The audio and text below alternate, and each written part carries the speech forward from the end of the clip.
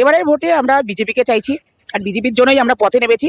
দীর্ঘ 10 বছর ধরে আমরা লড়াই করে যাচ্ছি, আর আগামী দিনে আমরা বিজেপিকেই জিতিয়ে আমরা পশ্চিমবাংলায় নিয়ে আসবো, সরকার করবো আমরাই। চাকরি তো এটা নিয়ে তো বলার কিছু নেই। ছেলেরা না হলে রাস্তায় রাস্তায় পথে বসে আছে চাকরির জন্য। হ্যাঁ, তাদের মানে কি পরিস্থিতি, মানে দিনের পর দিন তারা হত্যা দিয়ে বসে আছে চাকরির জন্য। মুখ্যমন্ত্রী দেখেও তাদের দিকে তাকাচ্ছেন না। ছোট ছোট ভাই বোনেরা চাকরির জন্য নিজের জায়গা ছেড়ে পরিযায়ী শ্রমিক হয়ে মানে বাইরে বাইরে বাইরে গিয়ে কাজ করছেন। আপনারা দেখতে পাচ্ছেন যুবসাথীর জন্য ওনারা কি ব্যবস্থা করেছেন। ভোটের আগে 1,000 টাকার ব্যবস্থা করেছে। 1,000 টাকায় আমাদেরকে একটা সংসার চলে, দুদিনের খরচা চলে। দুদিন খরচা করলে খেলে ভালো মন্দ খেলে 1,000 টাকা আমাদের কোনো কাজ হয়? আর একটা ভাইকে 1,000 টাকা দিয়ে উনি ভোট কিনতে চাইছেন, একটা মহিলা ভোট কিনতে চাইছেন।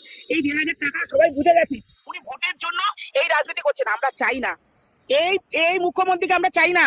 যে যে মানে আমাদের যুবদের কি পরিস্থিতি, তাদের আমাদের ছেলে মেয়েদের পড়াশোনা করিয়ে আমরা উচ্চশিক্ষিত করছি কিসের জন্য? একটা চাকরির জন্য। কত মা বাবারা কত পরিশ্রম করে একটা ছেলেকে কত মানে কষ্ট করে ভালো জায়গায় একটা স্কুলে পড়িয়ে কত হার পরিশ্রম করে তাদেরকে মানে একটা জায়গায় তৈরি করে নিয়ে এসছে। আর দিদি কি করছে?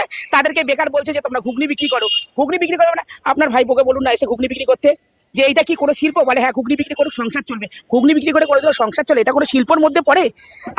আপনি পারবেন একটা শিক্ষিত মহিলা হয়ে, আপনার ভাইপো একজন শিক্ষিত হয়ে রাস্তায় দাঁড়িয়ে ঘুগনি বিক্রি করতে? আপনি কি কি প্রতিশ্রুতি দিচ্ছেন?